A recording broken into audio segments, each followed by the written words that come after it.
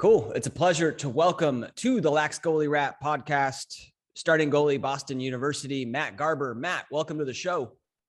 Thanks for having me on, Damon. Yeah. This is going to be tons of fun. Can't wait to hear about your story and how you learned this position. But I'd love to start at the beginning. Do you remember the very first time you jumped into goal? Yes, I do actually. I think it's kind of a funny story personally. So I started playing lacrosse, like travel lacrosse in fourth grade.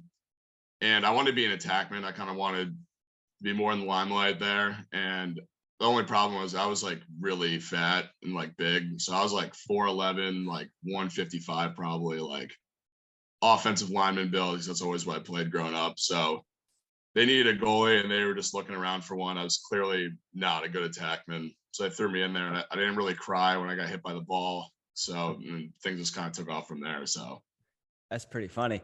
Normally lacrosse goalie, you need to be like super athletic. It's not kind of put the big kid in goal, but it sounds like for you it was like just put him in there, see what he can do.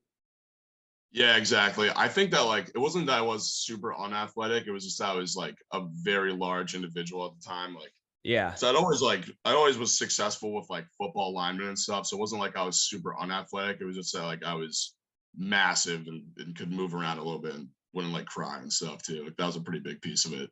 Yeah. Right. In the really early stages. Yeah. Well, you're still a pretty big dude now. I mean, the site's got you listed at like 6'2", over 200, right?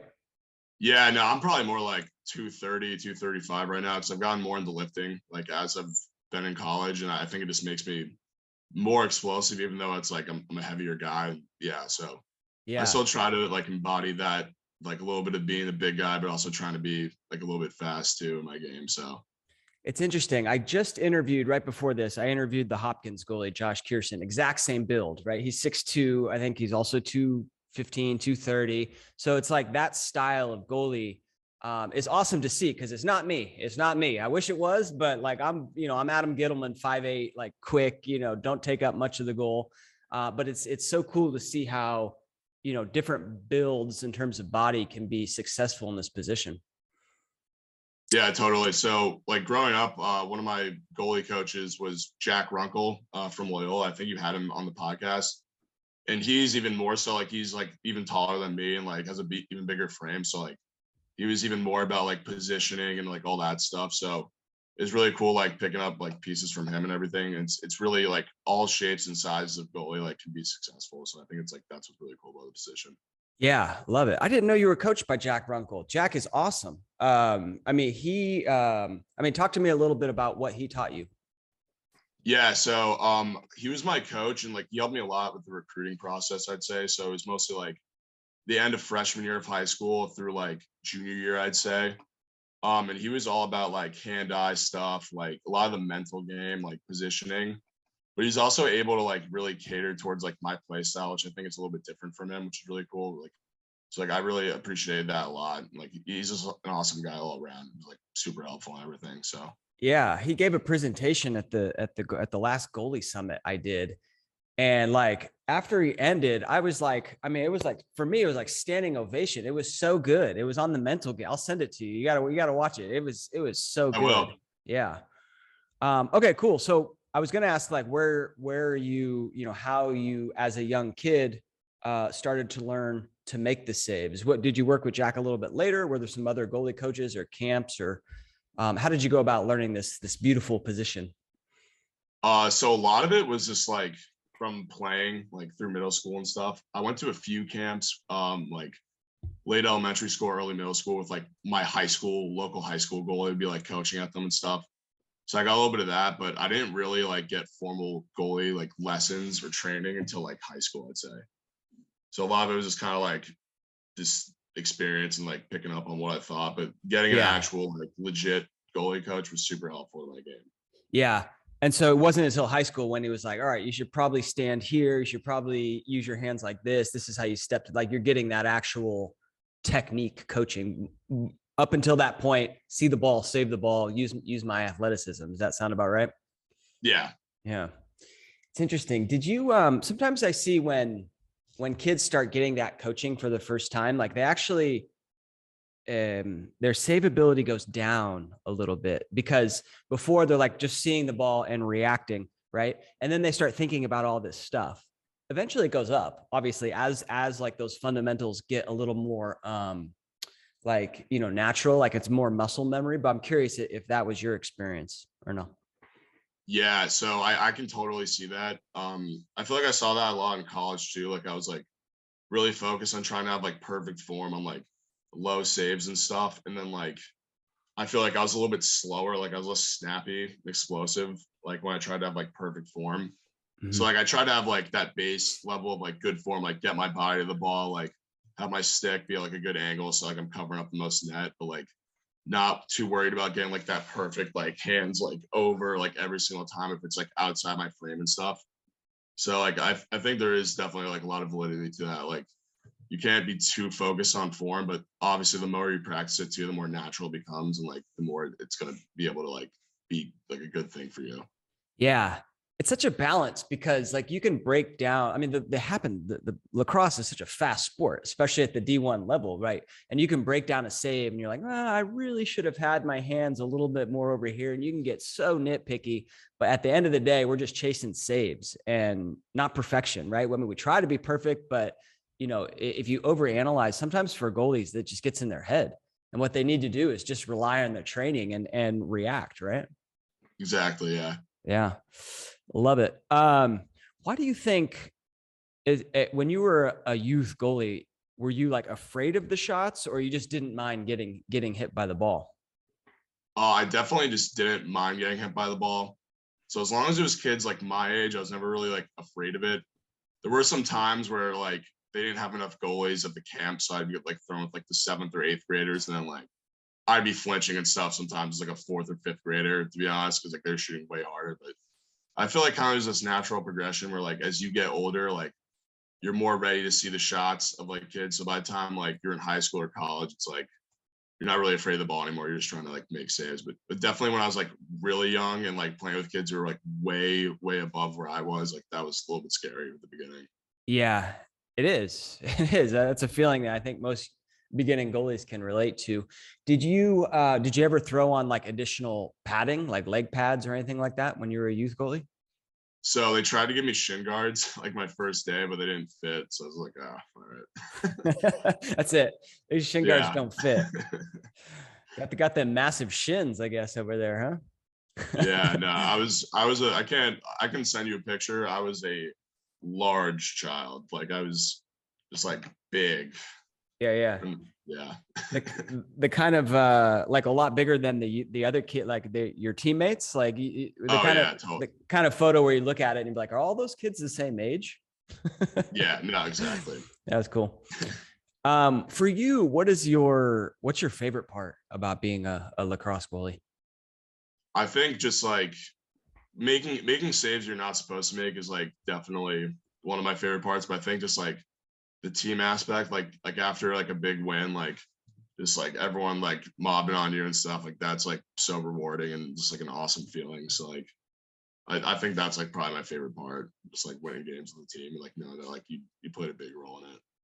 Yeah, that culture of like respecting the goalie and like hugging the goalie after the game. I love that part. And hopefully it's a part of every youth lacrosse team, because like that's how you really, to me, inspire goalies, right? Is like give them that love, show them that love when they make that save.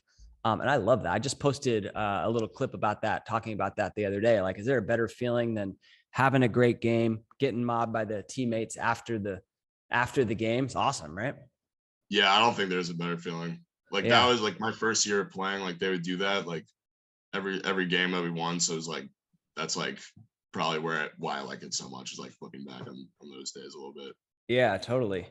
If you can combine it with a walk-off save, that there it is. That's the best, Yeah. right? Walk-off save. Have you ever had a walk-off save?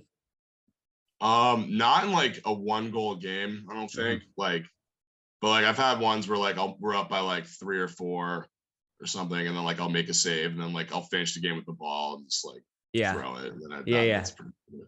Nothing Yeah. like I would love to do that, like to just have like a really clutch one, but I don't think I've been like in that position yet, but hopefully. Hopefully this season, right? This season. Yeah. Love it. Love it. So we talked a little bit about your size. You know, you're a larger goalie. Typically, when we talk about larger goalies, that means they play like a flat arc, kind of a wider base. How would you describe your style of goalie play? I definitely have a really like wide base. And I think that like the angle that I'm kind of like, I'm definitely more like flat when I'm in the middle. And I'm trying to play a lot more position, like when I'm on like my pipes and stuff. But I think the biggest thing for me is like take up net, but then also be like really explosive. So like in high school, I was really bad at my positioning. So that was something I've definitely like worked on the last couple of years. Like I'm tall and like wide, and like I'm just being this like a really squatty stance and take up like no net, even if I'm at like a low angle. But I've really worked on like kind of doing the optimal thing of being able to like get to anywhere and be explosive, but also like take up as much net as I can too, depending on where the ball is in front of me. Yeah. What do you do to build explosiveness, or how did you gain that explosiveness? Specific drills? Is that the weight room? What? How did you become an explosive goalie? Definitely the weight room helps. And I think a lot of repetition of just like making saves on the air. And like if there's no shot coming at you, you can kind of just focus on like getting your hands there as fast as you possibly can. And like over time, then that's just gonna become a quicker motion. Like I like doing that a lot to like get myself warm during practice. But like I'm cold in the winter, like so it's kind of like a double duty. It gets me like warmed up a little bit, but also helps get my hands faster. I've actually been talking to one of my coaches about this, and like I think over time, if you kind of overwork those explosive muscles like too much, they kind of become less explosive rather than more. So I'm trying to like find a good balance of like not overdoing things like that over time, Mm. so I can like kind of keep the same snappiness. So like that's kind of an interesting thing I've been thinking about this year that I never really thought about before. Yeah, that is interesting. I just had this conversation with another goalie, and he's in his senior year. Are you in your senior year? You got one more year? So I'm a senior. I'm still undecided if I'm doing a fifth year yet. But it's still a possibility. But Got it. I'm like a senior right now. Because you got the COVID year back for one more year of Yeah. eligibility. Yep, awesome. Anyway, he was saying that, as a senior now, like he doesn't need to see as many shots as he did as a freshman, because he knows himself, and he knows that like if he actually sees too many shots, he might get a little burned out, right? And it's kind of, whereas the younger guys on his team do need to see a lot of shots, and that was him back when he was a freshman. So it kind of sounds like that's a little bit of what you're hitting on right there.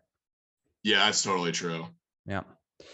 Um, awesome. So when we talk about guys that you learn from, goalies, we talked about Coach Runkle's awesome. Were there any, older college goalies or pro goalies that you really like to watch and kind of study their game? Yeah, so I didn't start watching like college lacrosse heavily until like late middle school and then throughout high school. So like two guys that like I really like tried, I was like kind of inspired by is one I mentioned before, Jack Kelly. Like I loved his game, and I thought he was awesome for Brown. So like I took a lot of inspiration from him. And then another guy that's like kind of lesser known, but like I just thought he was kind of a bigger guy and he had super fast hands and played like athletic, was this UNC goalie Kieran Burke. He was starting for them when I was like a freshman in high school, like eighth grade, and like I was just blown away by how fast he was for a big guy, and like I was like I really wanted to like try to like emulate that as best as I could. Awesome. Yeah. I've never, I'll have to go back and watch some of his tape if it's out there. Yeah. That's There's awesome. definitely some YouTube videos. Like there was one against Syracuse where like he was making ridiculous saves like in, like overtime at the end of the game and stuff. So like that's Love where it. that's where I got some of that from. Love it. Love it. And yeah, Jack Kelly's amazing. So awesome to see him come back and get some starts in the PLL. Rooting for that guy big time. Yeah, that was awesome. Yeah. Well, cool. So, you start to have like some success in high school at the position, I imagine, and you grew up like in the Connecticut area. I'm curious, how your high school experience went, and when you first sort of realized or made the decision that, yeah, I want to play, at the next level. Yeah, so I kind of owe it. Like I always played football and lacrosse, and I didn't like football nearly as much. So I always knew like I always loved lacrosse. So I always knew I wanted to play, but I wasn't sure like where I'd land. So I didn't end up starting until I was a junior in high school, but like I had very big aspirations. Like I really wanted to play Division I lacrosse. Like I'd say probably beginning of like freshman year was when I really like wanted to. So that's when I kind of started to like work harder, like and kind of just go to like the showcases and stuff like that. And then from there, I feel like I saw like a lot of development because that's kind of when I started getting some goalie coaching from Jack and like really just focusing on lacrosse year round. So. Mm-hmm. And you, I mean, correct me if I'm wrong, but I think you made like a bunch of highlight tapes. Like, how did you go about sort of getting yourself out there? Yeah, so I mean, it was just making the highlight tape, and then just sending it out to coaches and like hoping they'd come out and watch me, and then you hope that they watch you play well. So like, I got a little bit of like interest. I didn't get any like offers or anything until like my junior year fall. Like things kind of moved quickly. Mm-hmm. And a lot of that was because I think part of it was like I was very like heavy set still. Like I was like 260 pounds, like 265 when I was a sophomore. Wow. Yeah. And then I started losing a ton of weight like going into my junior year. And then like once I was like down to like 215, like 210, like I was much faster, but like I still I'd have like quicker hands like to make up for like my slower like body kind of when I was bigger. So like once I lost weight, I kind of was like faster too, which helped a lot. So that's kind of when things like took off. Yeah. Yeah. I bet. Yeah. It's tough to be that heavy and be like an explosive goalie. I think. I mean, it totally depends on your build, right? But it's interesting. How do you know? Like you mentioned, like you were at 215, and then you hit the weight room. You're back up to 230, putting on some muscle. Like what? How do you know? Like what's the right like playing style for you? The playing weight for you? Yeah, that's a good question. I don't really know, but like I think it's working well for me now because like you don't need to be able to bench like 400 pounds to be able to move a lacrosse stick fast, but I think there's Right. like a good balance. So like I don't know, it's just been a lot of experimentation. Like I got up to like probably around like 240 this fall, kind of like bulking up, and then I was been on a little bit of like a cut now to try to be like faster almost. So Yeah. I think it definitely helps, but it's also like I don't think it's like the most important thing ever as long as you like you do explosiveness training and like make sure you're like seeing the ball. But I Yeah. think anywhere from like 215 to like 240, I'd be all right. So Yeah. Yeah. One thing I wanted to ask you is, as goalies, like the opposing fans are always trying to get in our head, right? They'll do anything they can, right? Like, I mean, they called me short, they called me whatever, they called me all these things. I imagine for you, they called you heavy, right? They called you fat. Did you get that kind of like, trash talking on the sidelines? And if so, like, how would you handle that? so I didn't get that one like in particular in high school because I didn't start until like after I'd started losing weight and stuff. Yeah. So but in college, like no one really does it in high school too much, but in college, like there's always like a group of alumni like drinking just like right Yeah. behind you, like trying to like yell at you. Yeah. So I can kind of like I just try not to hear them, and then Okay. also like don't just try not to really care. Like I let that stuff get to me a little bit, like when I was like younger, maybe because like in high school they wouldn't do it very often, but sometimes you'd hear one, and then it'd be like it would kind of hurt. But Yeah. I've never really had a problem with it in college. I think it's like kind of funny, and also what helps too is I have really bad like hearing. So if someone's like not yelling insanely loud, I won't even be able to like hear the chirp at all. So that's helpful too. There you go. Yeah. Yeah, well, I played in the MCLA, and like, in MCLA games, like the fans are literally like standing right on the sidelines, and it's Friday night, and they are enjoying themselves, and they really try and get in your head. And yeah, you're right. Like if you acknowledge them, you look at them, you like say something to them, they won. They know Oh yeah, you can't they do know that. they've got to you, right? So it's just block it out, any method that you can. Yeah, Um, exactly. yeah. How does the hard hearing work, for your communication? Are you telling your teammates, hey guys, like we really got to be loud, and you yourself really loud? I'm curious if that impacts it at all. Yeah, so I just try to be like super loud. We also have like hand signals and stuff for like certain stuff. The only calls that like I really need to hear like what ride we're in, we'll have like hand signals for that and stuff. And it's like my hearing isn't like I'm like deaf, but it's like I'll have to like ask people to like repeat something, like if they like say something way too quietly, or if like Yeah. some dude's yelling at me from like 50 yards away, then like I'm not gonna be able to hear him basically. But Yeah. so Yeah. it's not too big of an issue. Like I can hear for the most part, but it does make like shutting down trash talkers like pretty easy. So There you go. Added benefit. yeah. Yeah, well, that happens to me all the time too. I'm older, I listen to a lot of rock music in my ears and I have to ask my wife to repeat things all the time. That's cool. So, what recruiting wise, if there's a young goalie listening to this, what advice would you give them if they wanted to play Division I lacrosse?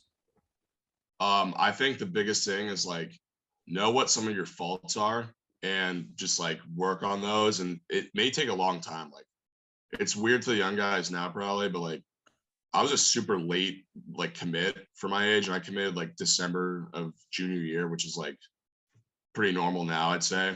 Mm-hmm. But like there was guys in my grade committing like 2 or 3 years beforehand, which was crazy. So I'd say just like know that like it might not happen immediately, and like don't get discouraged like if you see like other people like finding schools and stuff, because like if you work hard and like kind of know what you want to fix and just like try to hit that continual like upslope in your career, and I think like that's always going to lend yourself to like good things. Yep. Love it. Love it. What was it about Boston University for you that made you want to go there? I just loved like the mix of just academics, lacrosse, and being in the city, basically. So it's a great school, like academically. And at the time, it was like an up and coming, like pretty new program. So like they had a really good year in 2017, like right after I committed. So I knew that like good things were going to happen. And sometimes that things ebb and flow, but I think now we're like on an uptrend again, which is good. And then also being in Boston is awesome. Like I was here this past summer and it was great. Can't complain at all about it. So That's interesting. That's one city I haven't spent too much time in. Is Boston? So are you guys like in the heart of the city, or how does that work? yeah, so like we're where I am, like we're slightly outside because we have like a long campus, but like the other end of our campus is like right next to Fenway Park. And like Nice. that's when it starts like that's it's like right near the commons too. And then like that leads in like downtown. So like I'd say I'm like a mile away from all that stuff. So it's pretty close to being in the city. That's cool. I like being in the heart. Yep. Did you, when you get to Boston University, did your lacrosse goalie game change at all? Yeah. So I think that like college was definitely a big adjustment. So I had to get set faster. I had to be like ready for the Mm. shot. And people are just overall like way better and anyone can kind of score. I think that like probably one of the biggest things is just like positioning. Like I had pretty bad positioning. Like it worked fine in high school. Like I'd give up a lot of like the near pipe because I knew that like high school shooters couldn't hit that. But then you get to college and people are just like salivating at that and they'll try to hit that every single time. So there's a Yeah. lot of that. And then just overall experience of seeing like thousands, probably tens of thousands of shots is like definitely helped me kind of like just get better at seeing the ball and get better at like making stops. But yeah, I'd say positioning is like the biggest like fix that I had to make for sure. Yeah, that's awesome. What does your goalie training regiment look like now these days? We're in season about, by the time this comes out, we'll be probably halfway through the season. But is it a lot of shots? Is it a lot of wall ball? Is it, what does your goalie training regiment look like? Yeah, so we have practice Monday through Friday. Monday is pretty light with shots, and then Tuesday and Thursday are like or Tuesday and Wednesday are like the main big like tons of shots, like one-on-ones and all that stuff, and a lot of like numbers drills. And then Thursday and Friday are like still a good amount of shots, like keeping me ready, but it's like a little bit lighter. And then before practice on Tuesdays and Thursdays, I always get just tennis ball shots with Coach Lattimore. Like that's something he's introduced, which I was a little bit skeptical with at first because I thought like, oh, tennis balls, like I do this with like fourth grade goalies to make them not want to get hit or make them not mind getting hit by the ball. But like we've been doing it for months now and it's like super helpful. Like he'll do like all kinds of low angle stuff or like shots that you wouldn't want to just rip on a goalie with a real ball like all the time. And I think that's like helped me develop a lot with my positioning too. So like we do that twice a week still, like outside practice, which is great.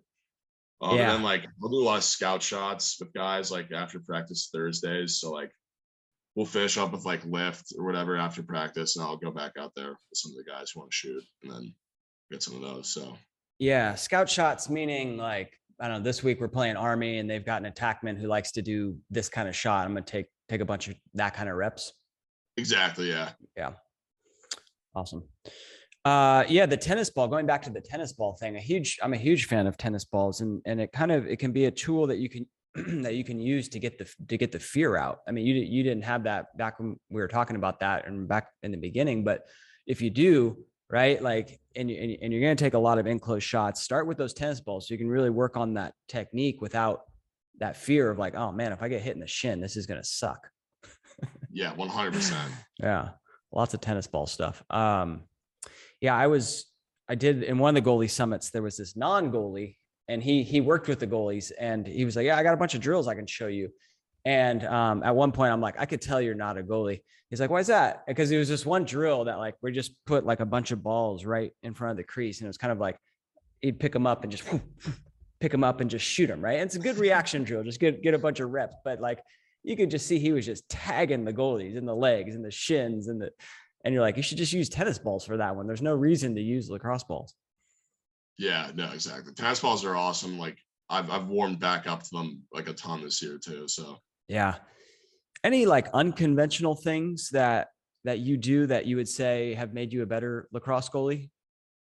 yeah, so like I don't know. I think like really weirdly with some of this stuff sometimes, but like back home, like I have a couple of friends who are very good who shoot on me, and like it'll be a mix of them being like, oh dude, come on, you really need like a full 10-minute warm up before we shoot. And me being like, you know what, like if I'm in a game, like, and I land a few shots in a row, I'm not going to get another warm up. So, you know what, I'm just going to like roll with it. And then like, I think that's actually, even if I get like shelled a little bit at the beginning, like just being able to like eventually snap into being able to make saves without like really any warm up sometimes, like, I think it's very helpful for like those moments when like you aren't doing as well as you want to do in a game too.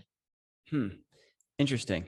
So just jumping right in there, no warm up and kind of then getting used to that.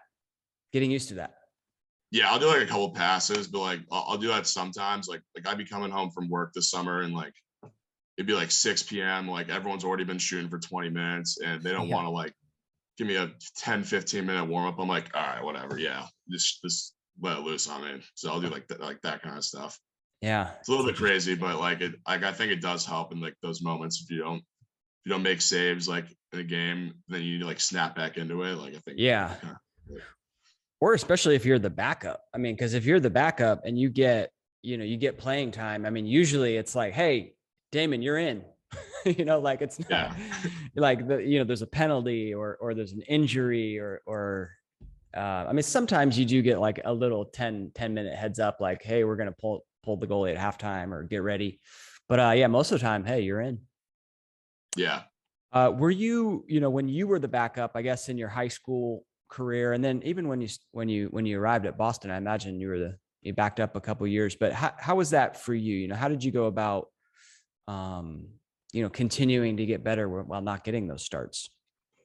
Yeah. So high school was, I think it's definitely like a little bit different scenario. So high school, like I was competing for the spot, like, and then I didn't win it, which kind of sucked. It was like an older guy. But I just used that as like fuel to like get better and kind of like drive me. And then like, I basically just used it as a way to like get better, to like motivate myself. Till I eventually did start when I was older. And then in college, I actually, like Joe McSorley was the goalie when I was a freshman and sophomore. And I think he's like one of the most underrated goalies in college lacrosse, like from the time that he was playing. Like I thought he was fantastic. So like it was more of like learning from him and kind of watching how he played and how he made saves day in and day out. So like it was definitely different. Like I would try to push him obviously and try to like be as good as I could, but like I feel like he was always like a step above me. And so it was like good to just like learn from him kind of. Yeah. That's how I learned the position, really. It's just there was a starter. He ended up being MCLA All-American and just kind of watching what he did, right? And emulating it. And I think that a lot of what I'm trying to do with Lax Goalie Rat is just, get these different goalies out there so the young kids can see it and emulate it, right? And that's an awesome form of coaching that exists nowadays. Not when I was young, but nowadays it does. Yeah, that's awesome. So, Joe McSorley, I haven't never had him on the podcast. Boston goalies are going to be you. I had Tommy Connolly, and you know who else I had is Carson Bannister. I don't know if you know him. Yeah, so he graduated a little bit before I came in, but like I would always watch the games like in high school and stuff. Yeah, and he was fantastic. I think he was a third team All-American in 2017, and he was just so solid and so good. Yeah. Well, cool. So we are, like I said, we're in the middle of lacrosse season here. Thank you for taking the time to do this. How would you rate how the season is going for you guys so far? I think it's going very great right now. We're 3-0, but with that being said, we know there's still so much to be done. We start conference play this weekend, and in the Patriot League, it's like this with probably every conference, but there's no easy games. Every single team is going to give you their best shot. They're going to punch you in the face to start off. So we know that we got to get better each and every week if we want to continue to have success. So it's exciting, but it's also we got to hunker down and be ready for these next games over the next couple of months. Love it, man. Well, good luck in this season. Like I said, I'm watching as much college lacrosse as I can. So it's just fun to see. And I came across one of your saves in the UMass game. Maybe you could, I don't have the video, but I'm sure you remember it. Breakaway. I don't even know how it's kind of an unsettled play, right? Unsettled play. And then the UMass attackman gets the ball, and there's nobody within 15 yards of him. I mean, it's just you and him. And kind of talk me through that play if you could. Yeah, so I think what happened was there was some sort of ground ball at the midline that squirted out in a weird way, and then the guy picked it up, made a pass to that attackman who was cutting down. And I thought for a second maybe I should come out and hit him, but then I realized it was way too late for that by the time we turned around. So I was just I really wasn't thinking too much, but I just didn't want to bite on a fake or anything. So I don't know if he really faked me out, but he gave a couple cradles as he was coming in. I just wanted to stay patient kind of because he's hoping that I try to make some dramatic save and this guess or something. So I knew that if I kind of just stuck to my roots and just stayed back, that he might freak out, and then he kind of did. So I just saw where he's shooting and just moved my hand. So yeah, it was awesome save. I love that one so much. Yeah, it's those one-on-nothings are so tough because I mean, obviously, the attackman should be scoring that 90% of the time, right? It's just the angles and you have to honor the fakes and but when you get in a one-on-nothing situation, how do you approach it? I think the best thing to do is just not think too much. I was trying really not to think that much during that situation, but I think it's just don't try to know what's a fake and what's going to be the actual shot. So I really tried to not bite on any of the cradles or anything, and tried to just kind of take up as much net as I could, but also be ready to read the shot and explode to it kind of. Yep. Yeah. And it's so tough because how do you know it's a fake, and how do you know it's the shot, right? They look very similar when, right at the very beginning. But yeah, I think with experience and like you said, let's analyze it and learn and get as best as we can. But in that situation, let's not overthink it. Just read and react. Exactly. Yeah. Yeah. How about a time in your career where you went through a slump? Has that happened? And if so, how'd you go about getting out of that? Yeah, I don't know. I think I'm very critical of myself when I play. So I think that I always feel I'm going through kind of mini slumps a little bit. So always even if it's one practice or whatever, I always just try to just get more shots, or I always watch film of myself too to kind of see what I'm doing wrong, what I can fix, that kind of stuff. So I think that always helps, is getting in that extra work or watching yourself play. But I think the biggest thing that they'll automatically just get me out of a slump is playing well in an actual game. I think that's really where confidence is kind of made or broken, I feel so. I mean, it's definitely tough if you're in a slump to do that, but I try to be in the same like mental mindset before every game, and so I can try to be like as consistent as possible with the things that like I can control. Mm-hmm. Yeah. When you watch tape of yourself, like what are you looking for? A lot of it's positioning, and then like if I was slow on it, I'll just be like, how, like, why was I so slow on that shot? Or like, what, how come I didn't read that right? And then kind of like think about it. And then if I see a problem happen like multiple times, I'll go get that type of shot, just so I get more like repetition of it so I can like see it. Yeah. But definitely a lot of time is like positioning where it's like, oh, like they throw one fake, like I shouldn't be like coming off this pipe here. I should like stay big and like read their stick, like stuff like that a lot of time. Mm-hmm. Love it. Yeah. Yeah. It's awesome. You mentioned kind of the mental game a little bit. I'm curious, what that means to you. When you think about mental toughness, are there some lessons that you've learned along the way, some stories that come to mind? Yeah. So like I found that I'm the most mentally tough and most consistent, like when my process before a game is like the same thing. So I'm like, I try to be like superstitious with it, kind of like always eat the same thing before a game. Like I always eat chicken parm, like ton of pasta, like carb load and stuff. Like I'm always laser focused before the game. Like I always like to joke around and stuff and like talk a lot, but like on the game day, I'm like noticeably quiet and don't really like joke around. So I'm like taking it seriously. So like Mhm. those are the things I can like make sure I'm like consistent and mentally sharp so I can like play the best I can. Like there's been days like I've learned most of these lessons in high school. Like they'd be like for example, like I had a game on my birthday, like junior year of high school. And like I usually I got the same amount of sleep before like every game. Like slept in, like didn't eat right, like I had like pancakes or whatever, like my parents, and then like wasn't as focused on the game because I was thinking about like my birthday and stuff and all these distractions. And then I played like one of the worst games of my career and we lost like a 1-goal game. And I just felt so shitty after that. I realized like it doesn't matter what the situation is, you gotta be like consistent with it if you want to be like mentally there. Yeah, I love that. It's like, automating that routine, pregame routine, because then you don't even have to like think about it. That's kind of what a Yeah. lot of like these business leaders do, with their morning routine or their like clothes or whatever. It's like, I'm just gonna put that on, like automate that so I don't have to worry about it. Like, it doesn't take up this mental uh power, and I can focus on the game. So yeah, I think there's a lot to be said with consistency. Some goalies take it a little too far. Some goalies are I'm like, like right there. yeah, Like I think I'm almost a little bit too much, but some goalies are like, I got to have a blue Gatorade and chew a pack of spearmint 7 times per stick, and like just get crazy. I Uh, like flirt with that a little bit. Like I'm like, oh wait, did I have orange Gatorade before last game? Like, no, yeah, but I'll be like, whatever. I'll just drink any Gatorade. no, I love it. So then, do you always wear like the eye black the same way?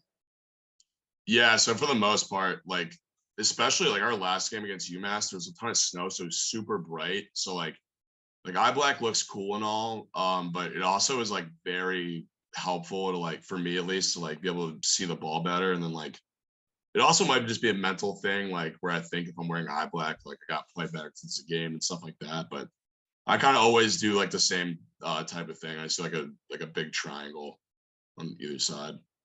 Yeah. Is it like a triangle, or like the picker I saw that like the sevens, like kind of Yeah, it's like, kind of like it's semi of like it's like last year I did like just like there and there, and then this year I kind of like fill it in like a yeah, bunch. yeah, yeah, But yeah. there's still like a little bit of like yeah. It is a mental thing, but it's also, I mean, it really is a physical thing too. Like when you put the eye black on, like you feel, at least for me, like my vision feels a little bit different, and you don't get as much glare, right? Yeah, exactly. Yeah. So I And, think it's like a kind of a double purpose there. I think like it looks cool, it helps me feel like better, and then also like I actually see it a little bit better too. yeah, look good, play good, baby. Look Yeah. good, play good. Speaking of that, so do you, the pick I saw you had sweats on. Do you, what's your approach to the sweats or the shorts?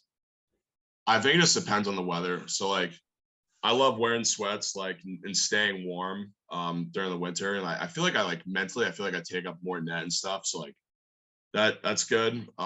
but definitely when it gets too hot out, like I just can't wear the sweats because like I feel like it kind of is like a detriment to my play style if like I'm too warm, like I'm too sweaty, like because we run like a 10-man ride sometimes. Like I have a very like active play style where it's like I get like very warm. So like once it starts getting hotter, I have to switch to the shorts, which I like too in their own ways. So Yeah. Yeah. but I do like sweats when it's cold out. They're awesome too. So Yeah. I love the sweats. I think it's such a good look. But yeah, if it gets too hot, like you can't do it. exactly. Um, Yeah. do you tuck the sweats into the socks? That's a good look these days. Yeah, that's what I do. Yeah. Yeah, that's a real strong look. Yeah, get some baggy sweats, tuck them in. I love it. Look good and play good. And I gotta Yep. say, the Boston uniform, you guys' uniforms are clean, man. I like them quite a bit.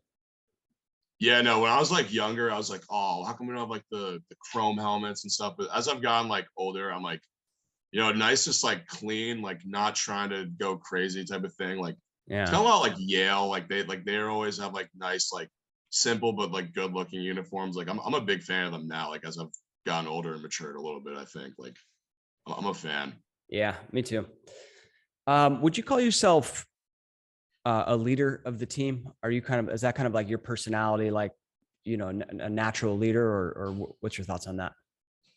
Yeah, I'd say so. I think I lead a little bit differently than like most people. Like our captains and stuff. Like they're always like talking to the team like in huddles afterwards about like what we have to do like for messing up a drill. Like guys, like come on, let's pull it together. Like you got this.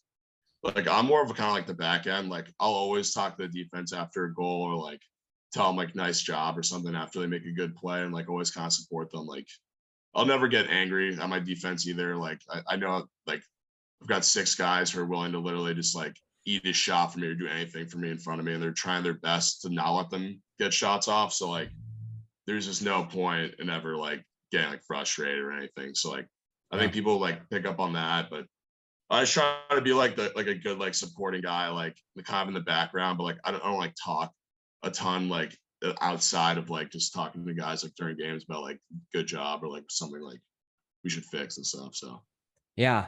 Well, I think letting your defense know when they made a great play is a huge part of being a leader and being just a goalie that they want to play for, right? Because yeah, totally. who doesn't want to play with someone who's like pumping them up, and then it goes vice versa, right? Then like when you make a save, like they're pumping you up as well. So I think that's really Yeah, strong exactly. for team building. Um, Awesome. Any tips you would give young goalies for being leaders of the team besides that what we just talked about? Yeah. So in my experience, like being a leader is something that's kind of earned. I guess for like younger goalies, it's a little bit different. Like I'd say for them, it'd be like just make sure you're communicating. Like you have the ability to kind of like have an outside perspective on the play, so you can like talk, whether it's even just saying where the ball is or like who's got the one slide or something. Like if you're like helping the defense out, like actually like executing their defense, like you're gonna get that respect and like and stuff like that. And then like just making saves too. I think like that's kind of the way to just get everyone to kind of like know that you're a leader, especially like when you're younger. Yeah. Yeah, that's a lot of yeah, like at the end of the day, you got to be a competent goalie to be a leader, right? It's really Yeah, tough to be a leader of the team when you're not a competent goalie and you're not making the saves that you should be making. It's kind of like same thing in business. Like it's tough to be a leader when you're just like making bonehead move after bonehead move. Like you got to earn this respect a little bit. So yeah, and that's practice, that's reps, that's drills. So yeah.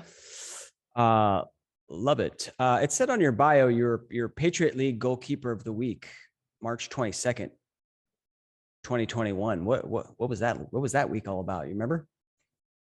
There was a like a 2 week span where I got like so I got against Holy Cross and then Colgate. So those games, if I remember right, were like there was this weird setup in the Patriot League, whereas like you played 3 teams, like so we played Army and then Holy Cross and Colgate, and then that determined your playoff status. Like it was like really early in the season. So we had just lost to Army. It was a pretty close game. And like I think I won like 50%, but I was like pretty bummed out with like how we lost the game and everything. So really at the end of the day, if we lose, like I really don't don't like care how I played. Like if Right. it's like unless I played badly, then I really, really care like a lot.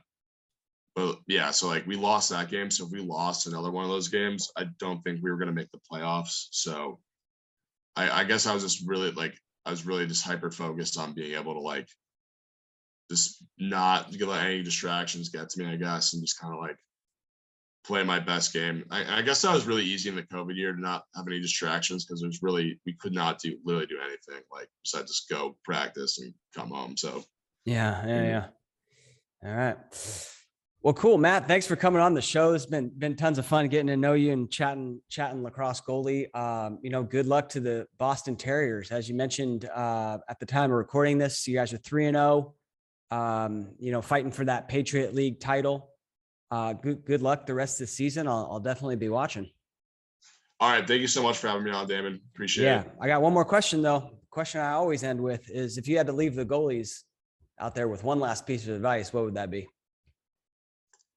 I just say like be able to be critical of yourself and know what you might need to work on, and then just go out there and go do it.